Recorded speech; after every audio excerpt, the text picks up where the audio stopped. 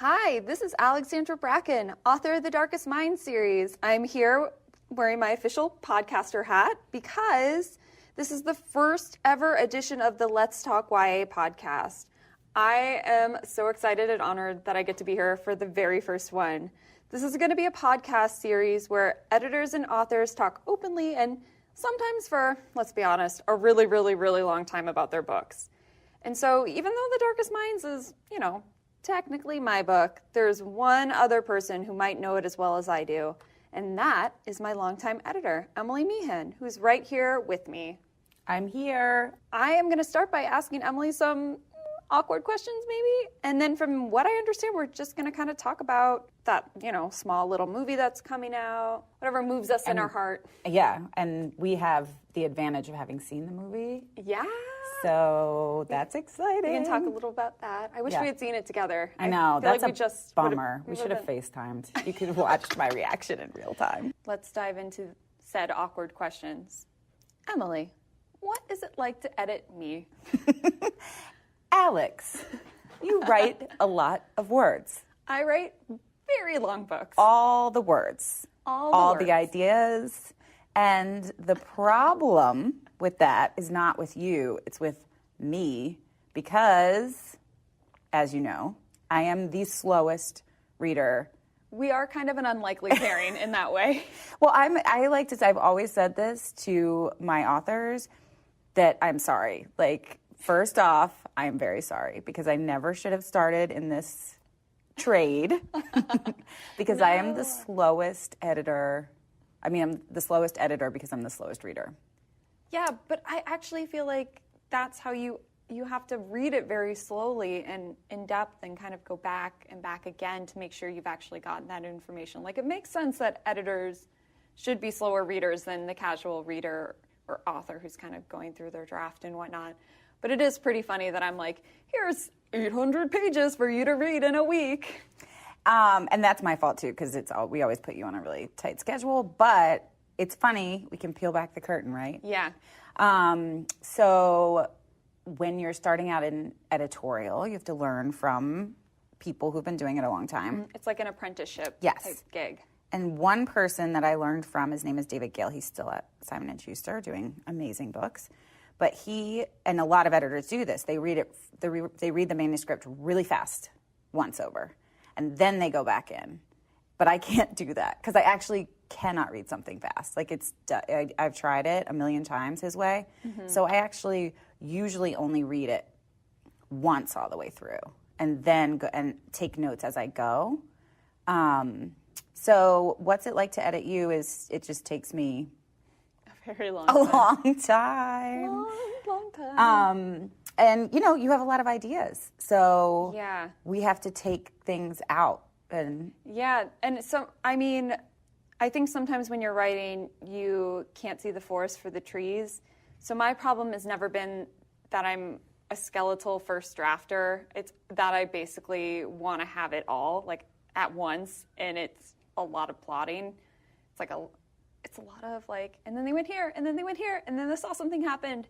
So really, one of the first things I learned working with you is how to kind of condense scenes into other scenes and move little pieces around. So it's this doesn't have to be, 50 pages of this. It can be, you can distill it down into one conversation and put that conversation into another scene. Because you want scenes to be doing so many things at one time, right?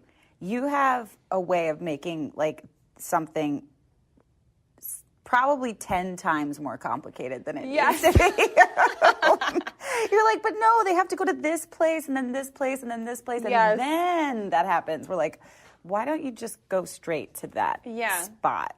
But see, sometimes in my head, I think I want character relationships to feel really earned, and in my mind, that's time spent together.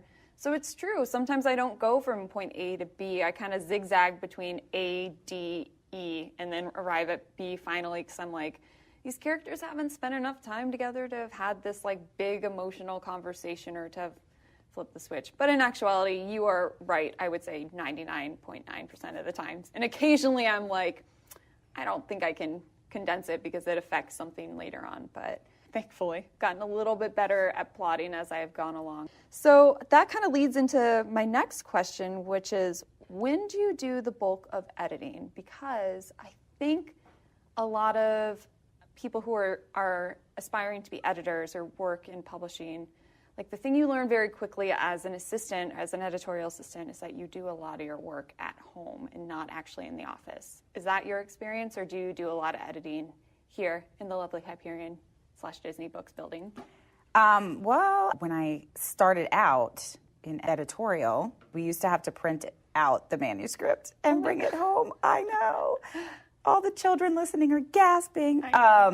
So I don't think I've ever had the luxury of editing in the office unless it was like after hours. Or like a do or die, like I have to shut my door and finish editing Alex's book because between the two of us, we are massively behind schedule. Right.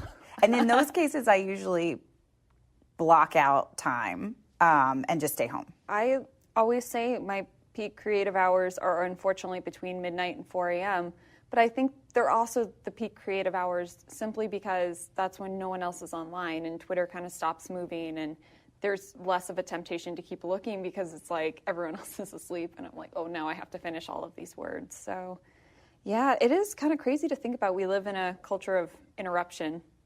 There's always someone coming to knock at your door. And then throughout the rest of your day, it's like meetings, right? Yeah.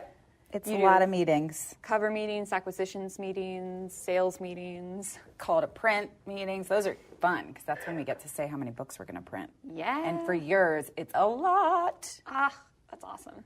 So my next somewhat awkward question is, what was it about The Darkest Minds that made you want to acquire it when you read it? Because it was the first book you acquired, right, when you moved to Hyperion? Yeah. In publishing and editorial, there's an editorial assistant.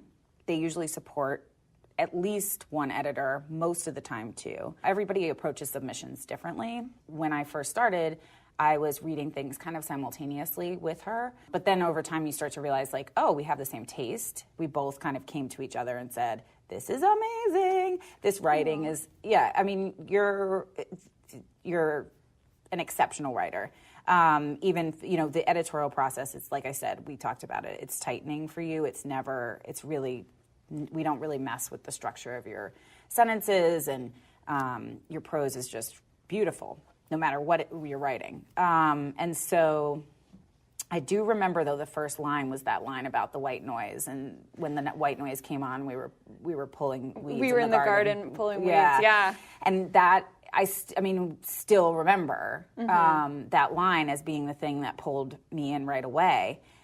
The thing that I realized when I finished reading it was, if I had to sum this book up in terms of genre, I would say it's dystopian. And at the time, dystopian, while it wasn't waning in the marketplace, we knew in publishing that we couldn't keep publishing into it because it was already starting to feel... Everyone was like a little bit trying to chase Hunger Games. I immediately said to Laura, the acquisition meeting you mentioned, I'm like, we're not saying the word dystopian. Yeah. It's not being said. I'm laughing because I remember when my agent and I were talking about this project, we took several days to brainstorm an alternate term for dystopian. So I think we used near future thriller. Yeah. Which is fine. That's what it is. But yeah, it really, and as you've said many times, I really did not know I was writing a dystopian book when I wrote this story. I thought it was sort of one part road trip book, one part sci-fi, a little bit paranormally, but yes, dystopian-esque government. Right. Yeah. And it was called Black is the Color. Yeah. When it was on submission. It was called that for a long time, actually, until we got to the cover stage. Yes. So speaking of meetings again, the first time I met anyone outside of you from Hyperion was at a book expo in 2011 or 12? Must have been 12. 12, I think. And honestly, the first thing anyone said to me at this when I walked into the room was, you do not know how many meetings we have had about the title and cover of this book. And I was like, I know. I just send Emily lists of potential alternate titles for every book I write. And she's like, stop sending them to me. We have to think about the ones we already have.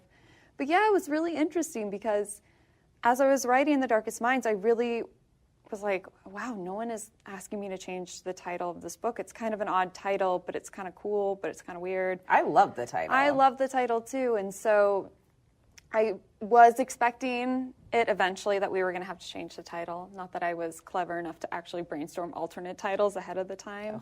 But I just like you brainstormed, but I know, but we got so far into the process, and then it really was when you guys were trying to pick a cover for it that we were like, oh, it's not going to work. Do you want to explain why? Do you want to do you want to tell this tale? Well, we I don't know, some covers are super easy and some covers are really, really difficult. And I would say usually the reason that covers are difficult is because of the title. It's hard to marry an image with words and have it always make sense. So in this case, when we started to put imagery with black as a color, it just automatically looked like the novel was about race. Yeah. And so it's not. Yeah. So if it were, then that would be something, but it wasn't. So that would be a surprise for people. So we just had to we realized, it's actually interesting because you don't realize that necessarily right away. We were churning through all these different covers and none of them were working. You remember that? Yeah. And then finally said the title's not working. It's all coming, we're all bumping up against the same trouble. Yeah. So I don't remember how the title came to pass. I think I was fixated on the title Dangerous Minds, which was already taken. Yes.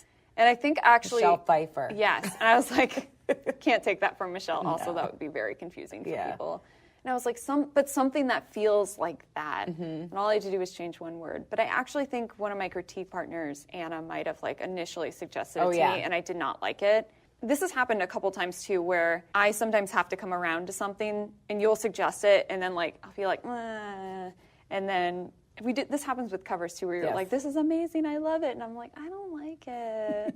And then 3 days later, I'm like, actually, I do like it. So I need to stop going with my initial gut response to certain things. But yeah, I think you had also suggested it, and that's, I think, how we decided on it was that you had suggested it and I had suggested it somewhat independently from one another. And then we were like, it just works. And Anna's an OG. You dedicated The Darkest Legacy to her. I did, yeah. Anna was the first person to read the Darkest Minds books, and she really was a champion of them, and she really kept me going when those deadlines got crazy. And she read a lot of the early drafts of each book and gave me great feedback on it before you ever saw it. So imagine what those drafts would have looked like without Anna. So it was really nice to kind of come full circle and dedicate that book to Anna. But yeah. I'm going to take over this podcast now. Oh, all right. Because I want to know about the movie. I mean, it's taken a long time. Yeah, so it got optioned, and then absolutely nothing happened. It got optioned by 21 Laps and Fox, and I was like, okay, a lot of authors feel that way because basically what an option is that a production company or a studio, sometimes both, are reserving the right to eventually buy the rights to a project. So they pay a percentage of what the purchase price is, if you want to get technical, to option it. And it's for a limited amount of time, usually between... It's 18 and it's 3 years, something like yeah, that. it can run anywhere from 12 months till 3 years. It can be a really long time or a short time. And then every time that option comes up, they either have to renew it or they have to release it. And so over the years, they just kept renewing the option for The Darkest Minds. And I was like, all right, it's your money. Because I had seen other friends get optioned and nothing had come of it. And eventually the options had expired and had been the rights had been released back to them, so to speak. And then every once in a while I would get an update oh, we're bringing on a screenwriter. So Chad came onto the project, and I was like, wow, that happens too, that they bring on a screenwriter and he or she delivers a draft, and then the draft sits there and nothing happens. That's at least movement, though. That was maybe 2 or 3 years That after. means they're spending money. So 2014, Chad comes on, Chad Hodge, who's awesome, came on, and he would just talk me through different things, would ask me questions about the characters, like, what do you think is important? But that's great because that's also unusual. That's unusual. And Chad is really, really like a writer's writer. He's very protective of other writers, too, because I think in Hollywood, writers are not the star of the show, so to speak, so it's easy to they get trampled on sometimes. And so he really looks out, if he's adapting something, he looks out for the authors he works with, which I really appreciated because he for sure did not have to do that.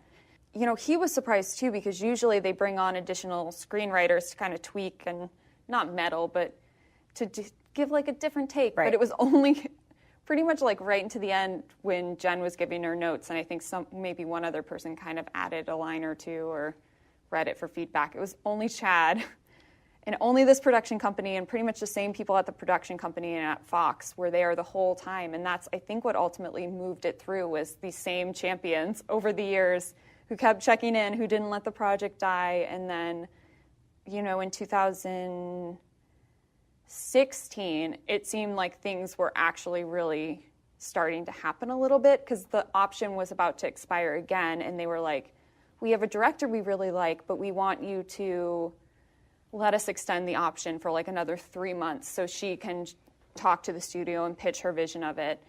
And that director is Jennifer Yu Nelson, who's awesome. And poor Jen must have had to do like 40 meetings in order to get this project off the ground, which does not sound like a lot, but it's so much pitching, so many meetings about budget and so on and so forth.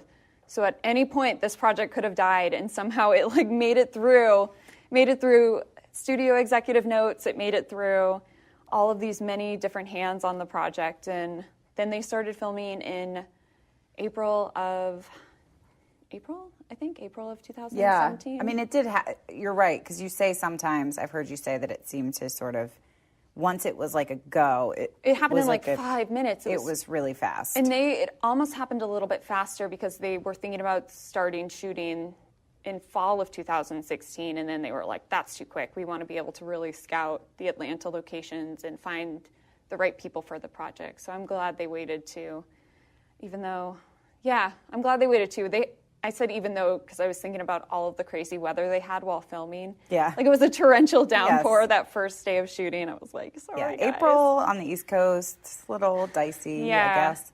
Yeah, so this is Jen's first live action feature, I should say. But she was the director of Kung Fu Panda 2 and 3, and for the longest time she was like, I'm hoping I'm getting this statistic right, but I think she was the female director who had the highest box office gross for a really long time, and I think she's still in the top 5 for, I think, Kung Fu Panda 2, maybe 3. I should really look that up. Jen is the coolest person, and she likes to talk about how she was like pushed through the glass ceiling. Like she really had the right people around her to kind of help encourage her to try. It's a very daunting thing to take on directing a project, and I think you don't realize it until you're on set and you see how many people are moving around and can't even how organized you imagine. have to be. And yeah, it's really. But she's only one of like 3 female directors. That's true. For this year, right? Well, for the major studio releases, I think you'll find a number of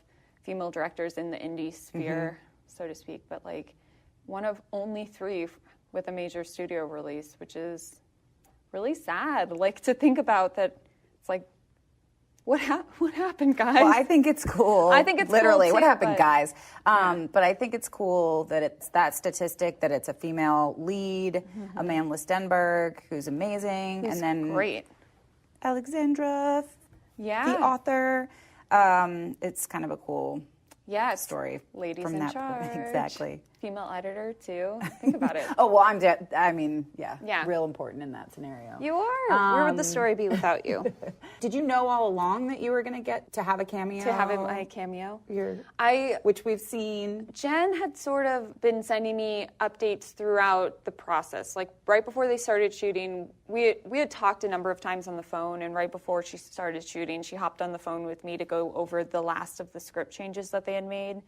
And she was asking me, like, if I would consider doing a cameo when I came to visit eventually. And she was like, well, as much as we want you to come right now, I personally want you to wait a little bit so we can do some actual cool shooting that you can then see after, and we want to time it exactly right for this cameo too.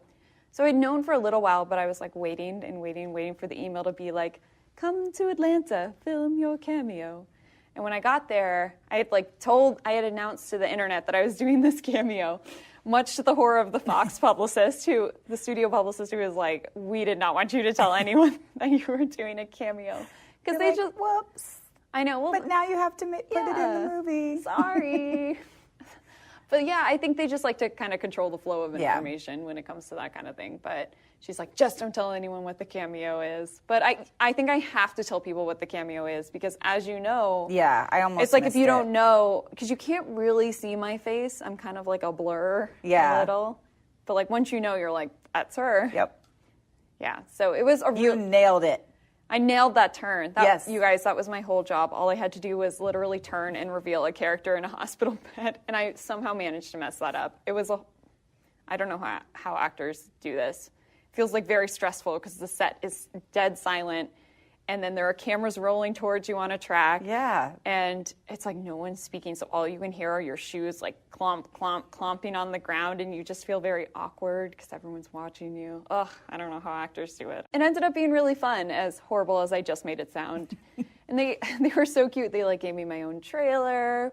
I got fitted in the wardrobe department, and Yay. The cameo made it so that you kind of were the last person to see the set, though, because I felt bad. We got to go. Yeah. But you got to see, I'm really jealous, because you got to see the East River set, right? Yeah, I did. And I have the line memorized that we watched like 100 times, which was that Pepper scene where he's like, oh, yeah. You're right. We should leave it on longer. Red peppers have more vitamin C or something. Actually, I don't have it memorized clearly, but it was like they had to say it a million times, and we watched them do it a million times. But East River was amazing to see. It brought to life because what I thought was cool was like it was so much more colorful than I pictured it. Yeah, same. Yeah. I mean, they added so much like vibrancy to it and color and just, I don't know, it was incredible. They made it so I feel like in the book there's a lot of adapting of pre-existing structures. Like they do that for the camps. It's really because it's meant to sort of symbolize how quickly everything was thrown together and how no one really had a plan. And it's sort of true for East River too, that they really have just taken over this abandoned, a little bit dingy camping ground, and they've added some cabins, but it's not like it's not especially fun. But, and I think this is true of a lot of the changes in the movie, when they, adjusted something, in many instances, they made it cooler, or they did it in such a way where I was like, that makes perfect sense. Like the back of Betty, like being so, like, comfortable. It's like vaguely anthropology-esque, but it's really cool, all of the details in the back of that van.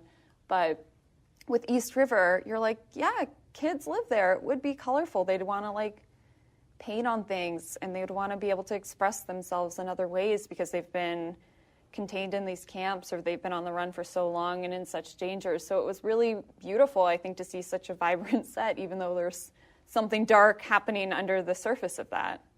And that's where we see Clancy. Yes.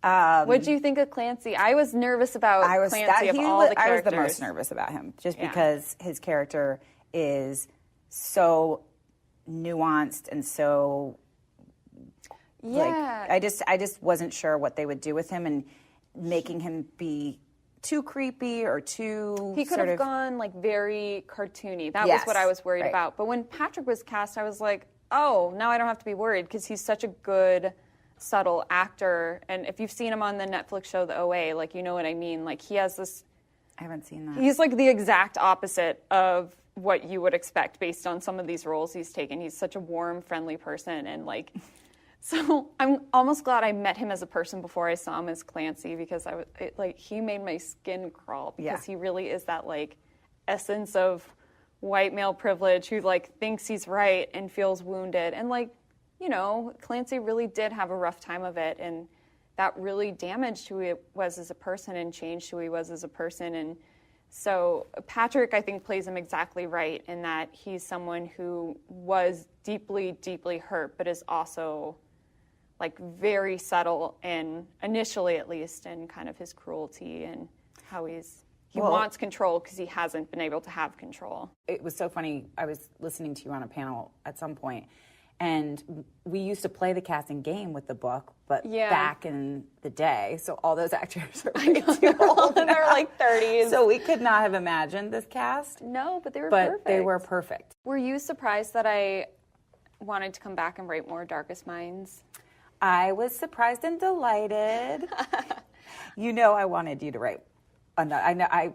I'm a fan. Yeah. So I wanted there to be another book. And when we were talking about it, and you were trying to find your way into something that felt right, the zoo story was so exciting for me, just to give her an actual voice, like a literal voice. Yeah. When she hadn't had one.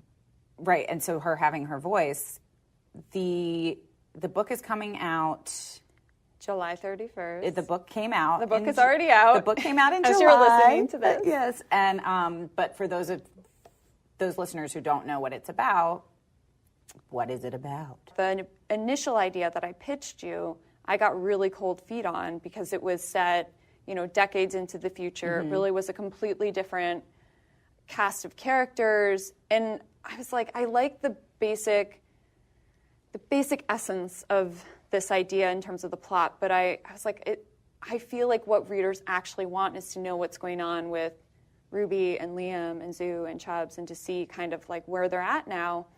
So I wanted that. I know, I was like, never mind, Emily, and I kind of went back into my brainstorming cave for a couple weeks, and then it really clicked for me because I had been also thinking about the election and a lot of the discourse in politics in our world, and the importance of the idea of like narratives. And I feel like my understanding of how the world of politics works and how sometimes you have to compromise, sometimes you shouldn't compromise. I feel like I learned so much about my own thoughts and about the world in the past year that kind of came together and merged with that original idea that I had pitched you.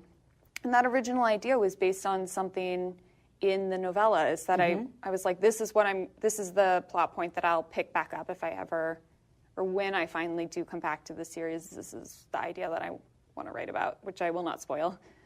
But finally, like thinking about like, when do we use our voice? The idea of like question everything, even yourself. It's like, who is the right narrator for this project? And it was like lightning, no pun intended, for Zoo. Like I knew immediately it had to be her. It just felt so natural, and I felt really excited and had such a strong vision of her emotional arc over the course of this book. And that's how I felt about The Darkest Minds. It was that same sort of feeling, so it felt really right to me that it would be Zoo's story, and it would be this particular story for her. Well, it has to be character-driven, because that's what the series is. I could not have changed that. No. And she wasn't in Never Fade. Right. She communicates, I hope, for all the readers out there, in an effective way without speaking. And she was a fun challenge in that way, in that you still know what she's thinking, you still know what she's trying to tell the others, but she's communicating in other ways outside of words. And so finally, by the time the third book comes around, it's really like halfway through before she starts actually speaking. I was like, I need to do Zoo more justice. She needs to tell her own story in her own words. So, was there anything in the book that surprised you? Well, the biggest thing was how much I had forgotten. Yeah, me too. In the Afterlight was when I went back and reread Darkest Minds and Never Fade. But then I forgot what happened in the Afterlight by the time we got to The Darkest Legacy. So then I just went back and listened to all of them on my way back and forth. I had to reread. Yeah. That was painful for me. But I was like, I cannot believe how much I've forgotten. I liked where you had put the original Black Betty gang. I liked sort of where they were at the start of the book from where we had left them. Yeah, one of your early notes on the project was somehow they need to feel the same and yet different enough to account for this 5 years. But I knew what you meant, because it really has been, that's quite a bit of time and a lot has happened. And so one of the, I think the story functions kind of it's like a puzzle box in terms of you you lift out one box and there's another one inside when it comes to the mysteries and how they kind of unfold in the book. At least I hope it reads that way. But like what's been going on with them is also a little bit of a mystery that gets slowly teased out. Yeah, because I wanted Chubs, I'm sorry, I'm trying not to spoil things, so I'm talking about the beginning mostly, but Chubs working for the government, you sort of wanted to know how his observations of the world have changed and how he's becoming a little bit hardened versus the way he was in the original. Yeah, where he goes from being someone who is skeptical of everything to, and I think this happens to all of us in certain ways, where you just sort of learn how to pick your battles, but sometimes you get too relaxed into that state of being. And as Azu kind of comes to realize, like, that's not necessarily the right way to go forward. There are some things you should not be compromising on. And one thing I do like about this book is that it still maintains those shades of gray that are in the original trilogy, where, like, no one is exactly right. The ultimate thing is you just have to choose for yourself how you want to fight for the things that matter to you. So, congratulations on everything. I feel... Well, thank you for everything. I feel like you're the one who, without you, none of this would have been possible. Well, that's not exactly true, but thank you for that. I think this was a successful Let's Talk YA podcast. What do you think? I think we did okay. I mean, we have nothing to compare ourselves to, no. We're already ahead. Except other better podcasts. No, yeah, but buddy of the pod, Alexandra Bracken. Thanks for being here. Buddy of the bod. Buddy of the bod. Let's say it again. I'm sorry. Let's do it again. Thanks for kicking off our very first Let's Talk YA podcast. We appreciate it. I love talking YA with you. You're a busy, busy lady. So I think we're going to say goodbye now. All right. Bye, listeners. Bye. Thanks for tuning in. Read The Darkest Legacy if you haven't. And then go see the movie And then theaters go see the movie, if you obviously. haven't. Bye. Bye.